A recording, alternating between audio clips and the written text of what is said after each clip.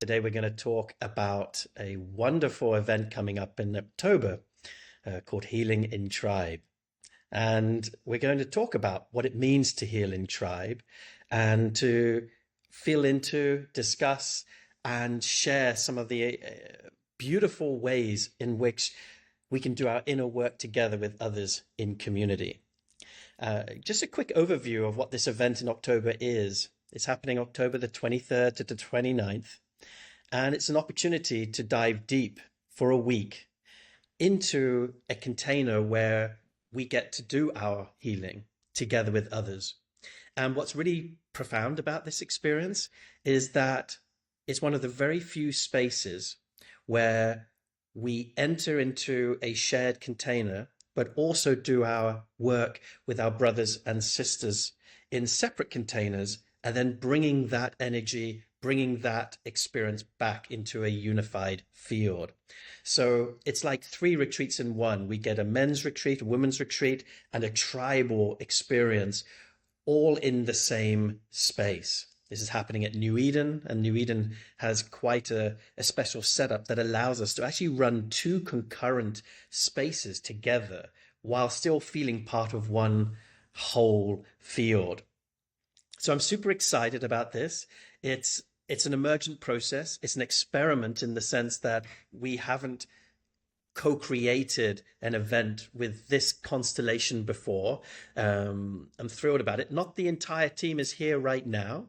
I'm delighted to have the facilitators who are leading the sister spaces here on the call today. We also have Nemanja and Thomas and John joining us for the Brotherhood space. And yeah, so it's a big team and a big vision. Super excited to be able to share the next evolution of Heart IQ and circle work together with you later in October. So what I'd like to do first of all is just allow and give us all an opportunity to introduce ourselves. I will, as I'm talking, take the mic and just share a little bit about what I'm bringing to the space. So for those who don't know, my name is Christian.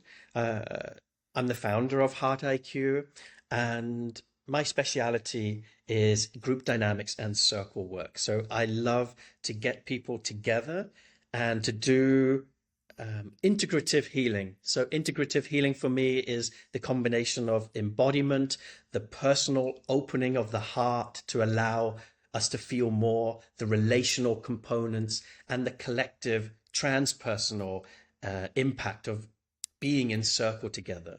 I love doing shadow work. I love expanding into new emotional ranges and using the group to support that process rather than having to work hard and doing it on our own.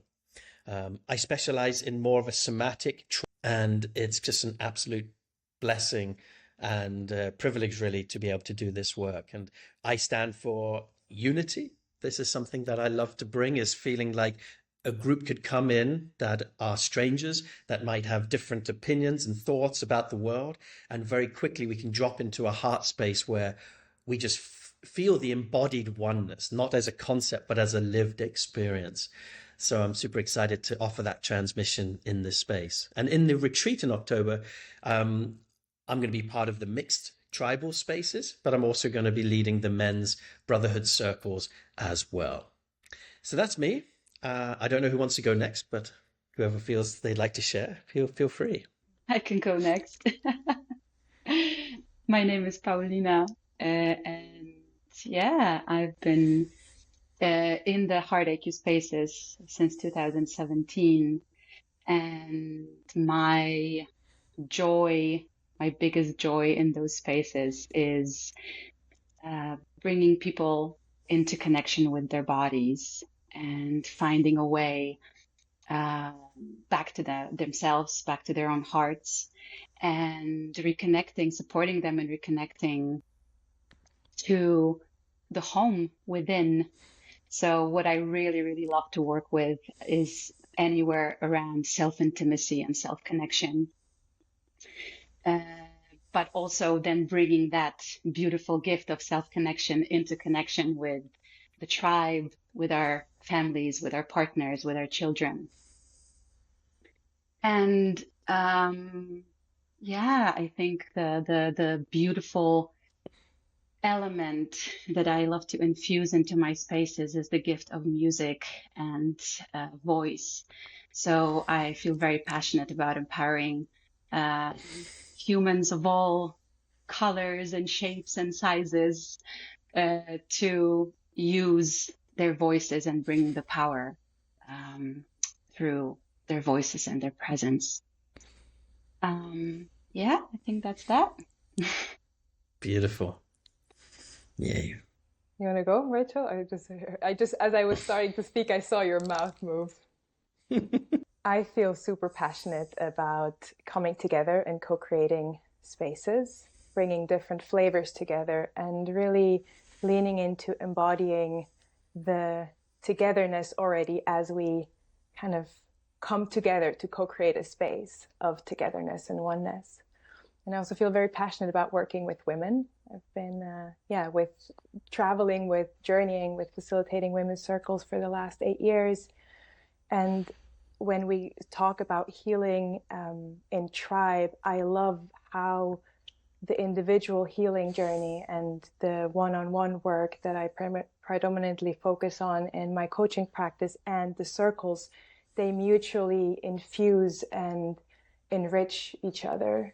And so for me, that is such a beautiful gift that we get to lean into together. And the topics that I feel most passionate about is probably belonging and inclusion, both tribally and individually. So creating spaces for unheard voices, for integration. And the question that I like to ask is, how can I create a safe zone for all my parts, where I can allow all feelings and all needs to be heard and to exist in the space? And how can we support each other in creating that space together so that we can learn and get an imprint of like, oh, it is okay and safe for me to express my feelings and my needs are valid. And it's okay for me to be all of me in your presence. And so that to show up in the world from that foundation, from that ground where I can stand and speak from my fullness and contribute to the world from a place of like, oh, I can show up as all of me, all my flavors.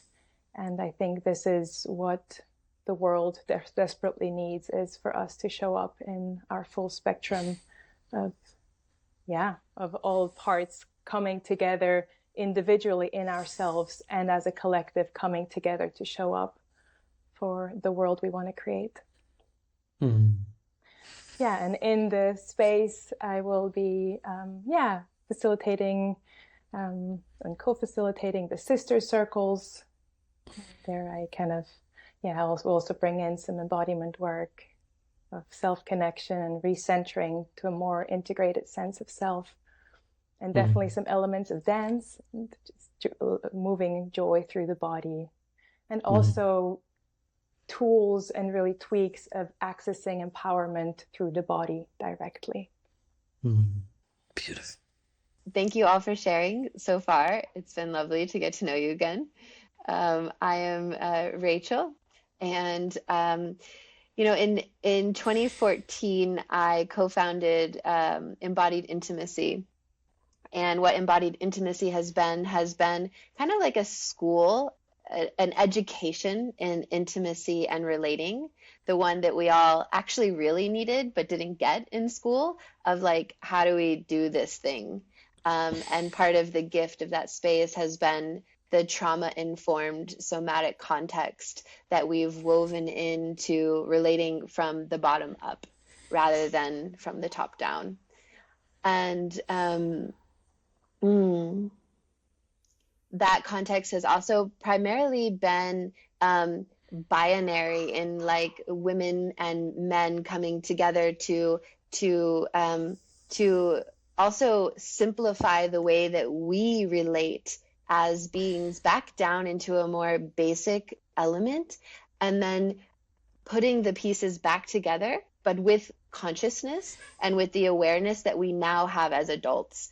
That most of us built our relational programs as children when our brain was even still forming. So we're saying like, cool, let's go back, let's strip back all the layers of what we've done here as human beings and how we've been enculturated and raised. And then like, now how do we want to relate actually from this new set point? So I think that's the context that I've been operating from, that I really want to bring into this space. And alongside that, I now just launched a new group facilitator training called The Field that Christian is a part of, which is a really exciting new space for group facilitators to come to train in new ethics and training standards for what it means to be a transformational group facilitator today.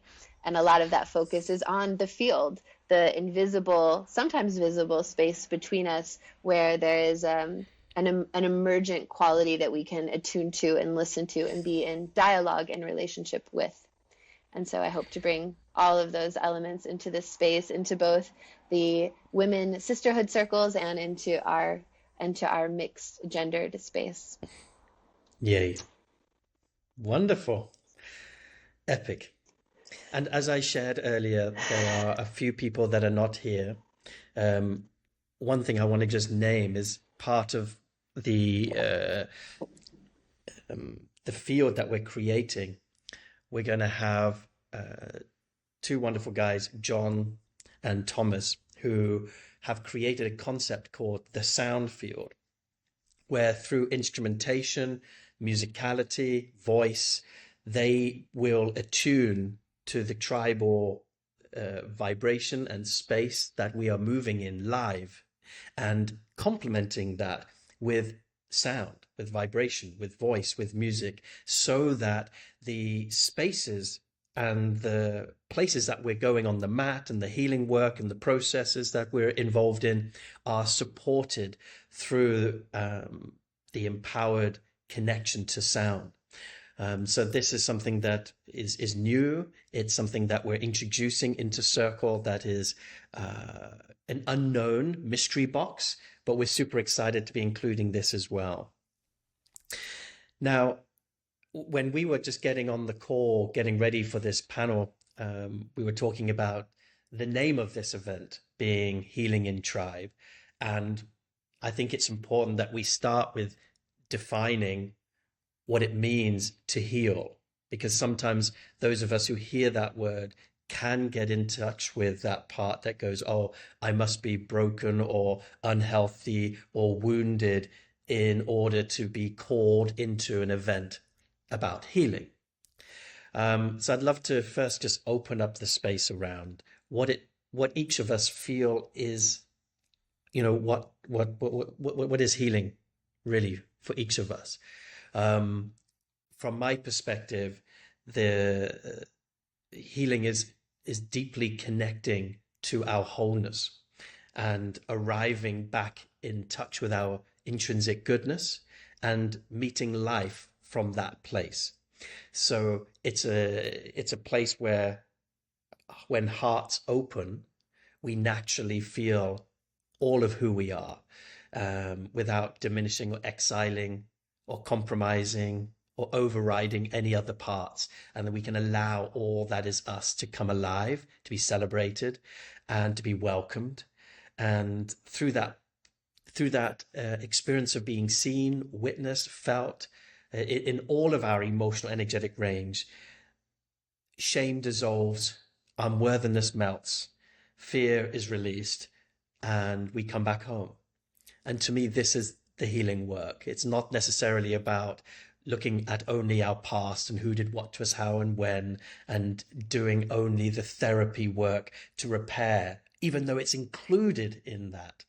It's not just about that. This is about evolution, growth, opening, expansion, and becoming all of who we can be. So that's kind of like my take on that, knowing that we can't do our healing alone. Others were involved in our disconnection and separation, and we're going to need others to repair and come back into connection.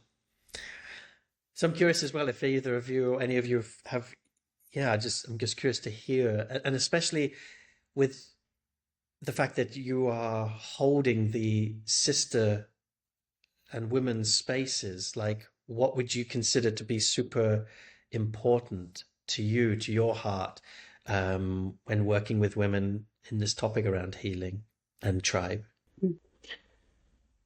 Yeah, Christian, what I want to say first is what you've done is set us up for such an impossible task because your your definition was so beautiful and so complete of itself. It's really hard to add to that. So I'm sitting here like, what amazing thing can I say now that hasn't already been said? And there's almost nothing.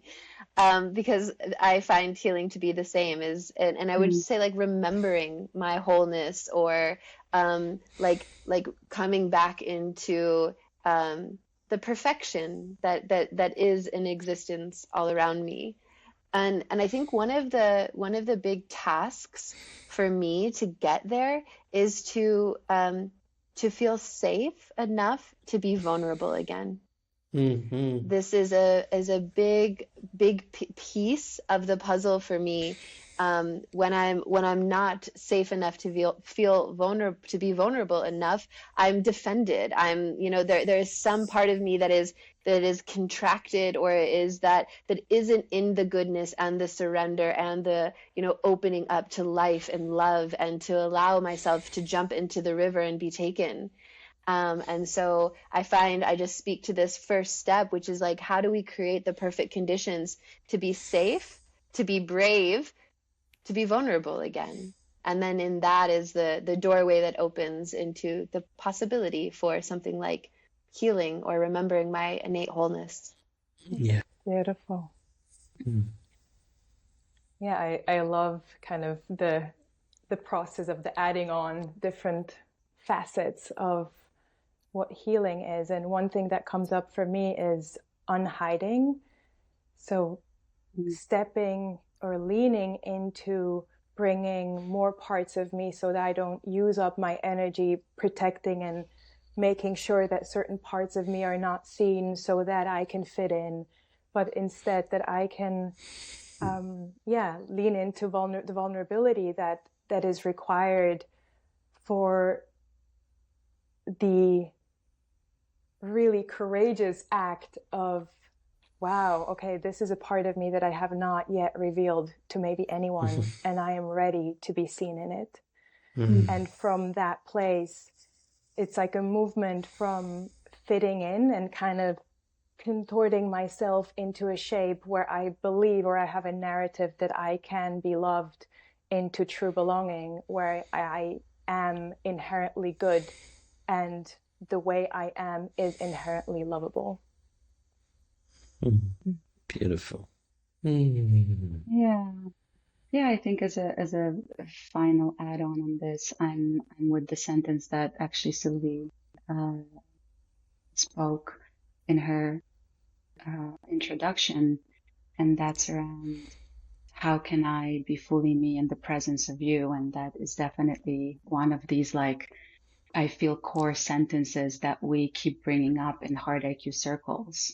And as someone who has definitely spent quite a bit of time, looking for that, what is wrong with me, and thinking that healing is that, finding that, if I identify that one thing that is wrong, then I'm going to be able to fix that.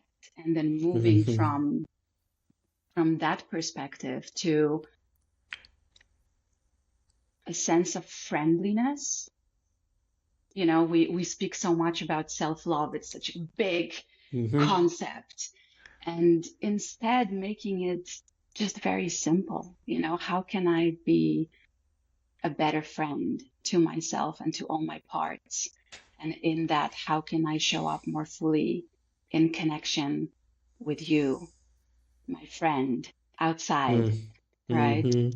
So there's something around that friendship with myself that then translates into a friendship with the world. Oh, delightful. Yeah. For those who may not be familiar, a lot of the work we do is in circle, and one of the powerful parts of circle is the reflective capacity, where other people hold the parts in us that maybe we haven't fully integrated or opened to. So there's a law of group dynamics that says, what I love in you, I love in me, and what I don't love in you, I don't love in me. So the circle becomes a beautiful mirror for us to become more clear and to come into contact with some of the ranges or aspects of self that we want to look at deeper. And the circle also offers the opportunity to be supported by those others who already have maybe developed a deeper connection to these parts, to imprint, transmit, and show us how to access that for ourselves.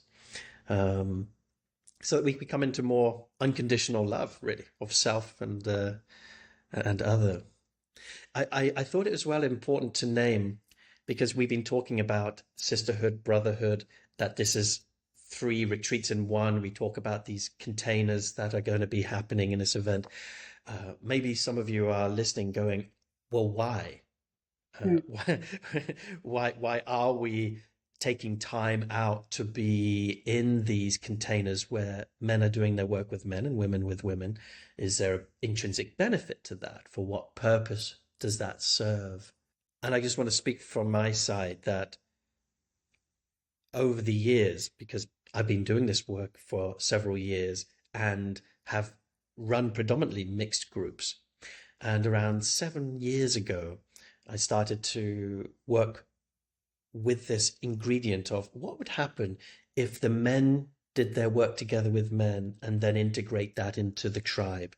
And something really, really special happened. What became obvious was that there are certain needs that men need from other men, or get met from other men, I should say, that are not available necessarily from their partner or from women. And they're searching to get those needs met from women. But actually what actually ends up happening is men doing their work together with men opens portals or doorways into their nervous system and into their heart.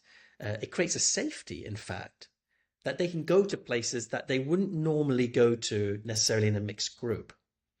And the downside of just doing men's work is they open to this space, and yet it's not realistic either in life to just sit with that. There's no integration into the mixed tribal field. So the beauty of having, for example, brothers doing the work with brothers is that, yes, they feel the safety to open, but then they get to meet that openness in life in the larger tribal field. And I don't want to presume what the benefits are for women to doing work together. I think I'm going to leave that to you guys to share with us. But I just wanted to speak to the brotherhood component, is that there's an exquisite frequency to togetherness, to unity with men doing this work together. And when they are feeling safe to come together as a brotherhood, there's something really, really exquisite about it, and healing on a whole nother level that simply isn't available just by having everybody in a mixed group for the whole period of time. So I'm curious to just hear as well, any thoughts you guys have around what are the benefits for women to be coming together in this process and practice? And what are you looking forward to experiencing in that space? What could come alive in that? What would be the perceived benefit, I would say, for women listening to being in this type of field? I think for me, as I'm feeling into this, there's definitely a lot of recognition to what you, Christian, are speaking to, that there is a very specific quality that, or frequency, that women coming together creates. And I absolutely also resonate with this piece, and this was my personal experience of meeting other women and being met by women in ways that I could not have imagined. And I probably have searched in, quote unquote, the wrong places. But what actually comes up right now the most strongly for me is a sense of self-acceptance. There's something that I experience in women's spaces, which also has to do with this mirroring factor, where I feel that I am not just the only woman in the whole world with a certain set of challenges, issues, but that actually, if I look around the circle and I see the resonance of what I am bringing, there is such a deep sense of feeling felt, feeling met, feeling loved. And, you know, the bigness of, let's call it the feminine heart is, and its capacity to hold is just absolutely magnificent. And by being in these spaces, it's just, I am learning how to be You just more froze there, loving Paulina. towards myself and more accepting towards myself, because that is Paulina, what it's being.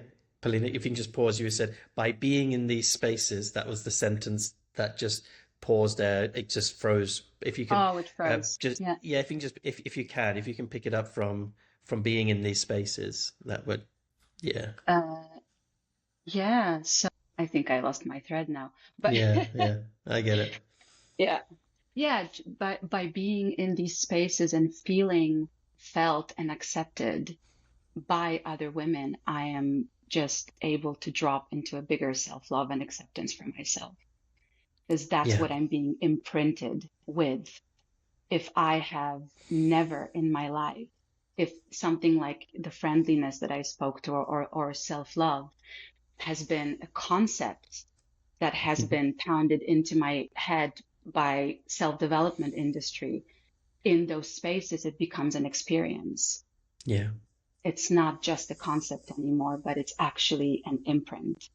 Yeah.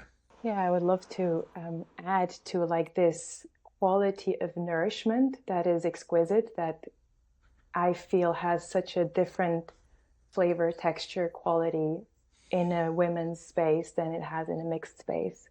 There is also an element of really meeting the woundings and the contractions that we carry as women in a society where our experience is distinct. There is a difference of how we're socialized and the experiences of wounding that we carry from growing up in the gender that we grow up in. So there is a unique opportunity to really meeting those limiting beliefs and those contractions and that withheld energy in relationship to other women. One, to actually feel each other and embrace the possibility to really bring our fire to the table as we meet other sisters. There's sometimes quite an impulse to kind of be very soft and gentle, and kind of like, okay, yes, is it okay for you? Well, I don't want to step on anyone's toes.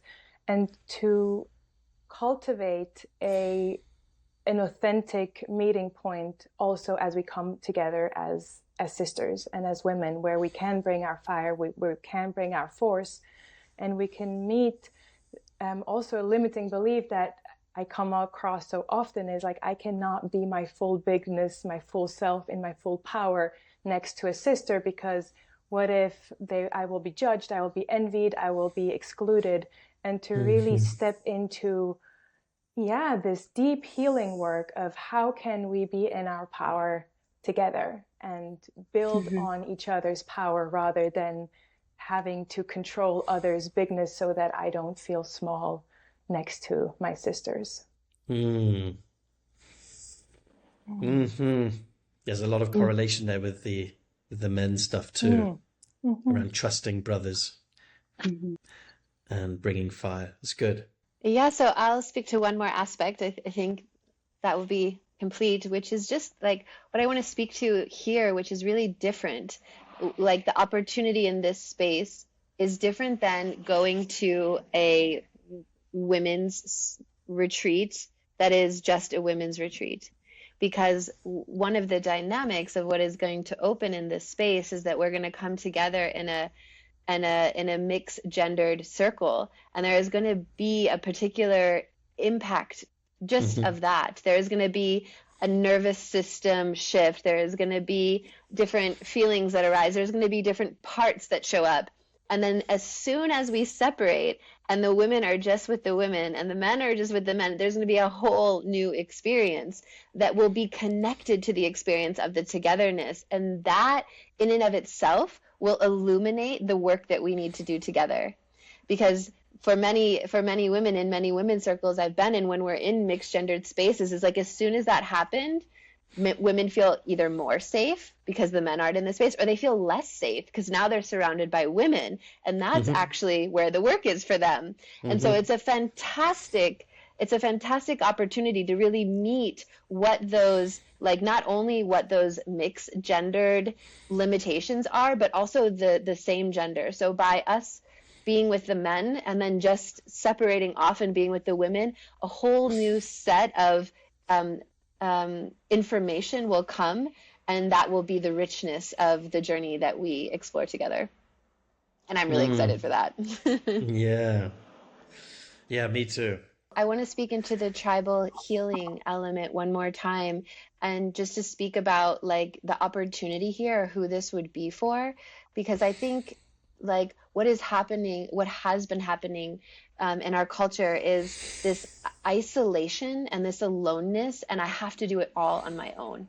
I have to read my self-development books. I have to go to my private therapist. I have to go do my medicine journeys and everything happens behind closed doors.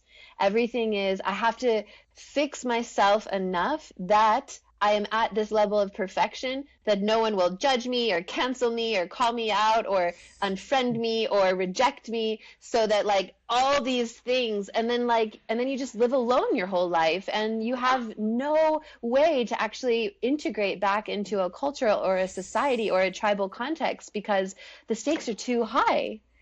And so I feel the potential, the possibility, the gift of this space is to say like, no, like, healing doesn't happen alone. It only happens when we're together. It is what all the ancient indigenous cultures knew and got right, and what kept them woven that we lost, which was we have to keep coming together to, and it doesn't even have to look like anything, like to just dance. Like we just need, and that's what used to happen. Like that's what happens is like the communities in a fallout. Okay, we get together and we dance for 3 days by the fire. And it's like, and like we need our bodies to enter those states and those frequencies and to feel one another's hearts. Like that is what we're doing together. There is almost no wrong that can ever come of a group of beings gathering together and dropping into their hearts and praying for a better world and a better moment, and, you know, for something new to happen. And so I just want to speak to that, because maybe there are people who have tribal context in their life and it's already something that's really accessible and easy, and maybe you don't. Maybe you're sitting at home alone right now and you haven't had a lot of social contact. And I want to say, like, you don't have to be perfect to come here. Like, this is where you come to be welcomed in the imperfection of being humanness, and to find love even there. Yeah. Beautiful. Yes. Yes. Yeah, I think that really, it really drops something for me around, you know, feeling I consider myself a loner. So it's been quite a surprise for me in my life that I end up working in environment and in the context of circles and groups. But that's the piece, you know, that there is the programming and the stuff that I am with that makes me want to retreat from being with others. And then there is this magical, maybe not magical, maybe very human, biological thing that happens when I enter a group and I meet myself and I meet the pieces and the parts of myself that are coming up as I'm trying to move towards connection. And yeah, for someone who finds that hard, I am in these spaces that I continue to find my way into these spaces, because what I touch in those very rare, beautiful moments of deep dropped inness with my tribe, with my fellow humans, with my human animals around me, is just exquisite. And there's nothing like that. And it fills my heart. Yeah, fuels me for days and months to come after an experience like that. Yeah. Yes. Me too. Me too. Hearing you both, there's this sentence that keeps popping up around group trauma. It's often not talked about. This idea that people are scared of doing their work in groups. They seek isolated or places where they do it alone because they don't really like the idea of being seen or being felt in a group, because potentially sometime in their life gone by, they've experienced group being very unsafe, maybe at school, maybe through their family dynamics. So they're being traumatized by groups of people, whether it's through violence, whether it's through humiliation. There's something that occurs. But the thing about group trauma is that it requires a group to heal it. So a lot of people, they seek out, healing individually when the wounding happened collectively, and there needs to be a collective meeting point. And that's why ultimately, even though it might be uncomfortable, the invitation is to have the courage to experience in a safe space a way to meet the parts that close down because of group. Because, like has been shared, there's an ecstasy, a homecoming, when we allow ourselves to feel the tribal connection that's been part of our DNA, really, ancestrally for millennia and millennia. It's just the normal. And we've been disconnected a little bit from that. Well, not just a little bit, I think a lot. And a piece that I believe is very, I'm going to give it a name, but unless you've experienced it, it doesn't really make that much sense. And that is this concept of tribal love. We talk about self-love, self-intimacy, this experience of being good with self and feeling really at ease and at peace and befriending ourselves. And then we got this relational love, this capacity to love another and to be in love and to appreciate friends, our partner, loved ones, pets. And yet there is an exquisite transpersonal love that many people have never really experienced, of when their heart opens to tribe and a need gets met when we open ourselves to tribal love, that we didn't even know we had that need. And we've been trying to get that need met through relationships and through our own personal spiritual practice. And unbeknownst to us, we will never feel completely met there. It will feel like something's just a little bit missing, and we'll think something's wrong. When in fact, what we need is tribe. We need to feel that regulating tribal impact of receiving love from a transpersonal space. And when we allow that into our hearts, there is a deeper rest, a deeper relaxation, a deeper yes. And it's like coming home. It's like, oh my God, this need runs so deep it has no name. It almost like, I can't name it, I can't speak to it. And it's almost difficult to even communicate it right now as a concept using words, because unless, as I said, you've had a dropped in experience of this, it's almost, words have no reality. And yet maybe as you're listening to this, you go, yeah, I resonate with the concept of that enough to be pulled towards longing for the experience. And that's what's waiting. That's the possibility that's here, waiting to be claimed. Maybe it's tribal love, not tribal healing. Maybe they're the same thing. Yeah. Anything else that feels, where there's an impulse to share?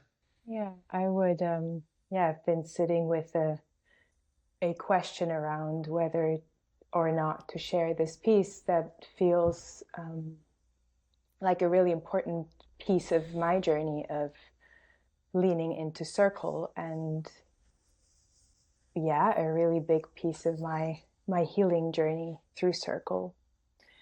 And that has been to really feel and meet my programs of disempowerment.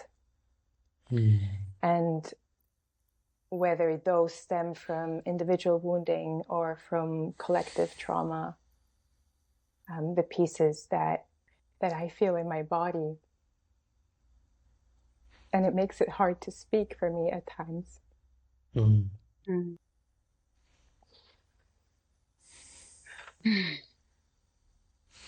I feel it in my body both as a woman and as a person of color, navigating mainly white spaces.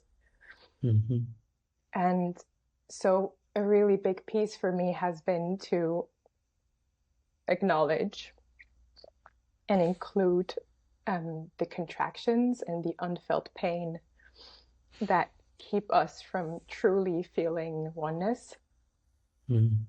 That we can can easily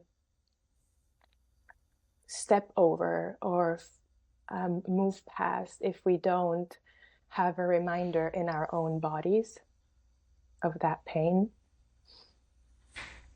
And for me personally, that has been like probably the most intense aspect of this journey of learning to speak up, of trusting my voice even if it shakes and cracks, and to ride the edges of my collapse and still stand and still express. And so this is for me where my activism lies, my commitment to humanity, and my spiritual practice of leaning into oneness and really creating spaces of feeling our interconnectedness. And at times it feels hard to bring in this aspect of what feels so important to me, because I often have a judgment that it's not important to others and it might be a burden to the space, or it's not something that everyone holds as a really integral part of the work. And it has been my practice of navigating myself in weaving what feels like weaving. And feels good to speak it.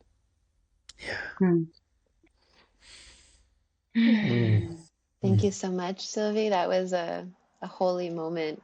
I just had waves of full body goosebumps watching you step in and stand up and claim and own your space. And it was just gorgeous. And I just so appreciate you right now for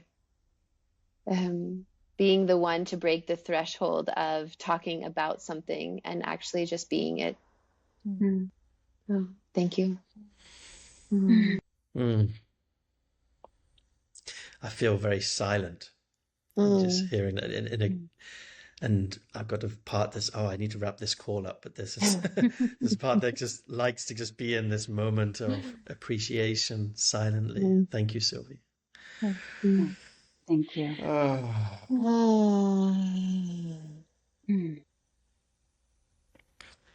Maybe we can just end in silence. Yeah. Maybe there doesn't. Yes. I'm okay with that. Yeah, no more words needed. Thank you, each of you, for being here to journey together. Likewise. Super excited. It's going to be amazing. Same. And to those listening, if you feel called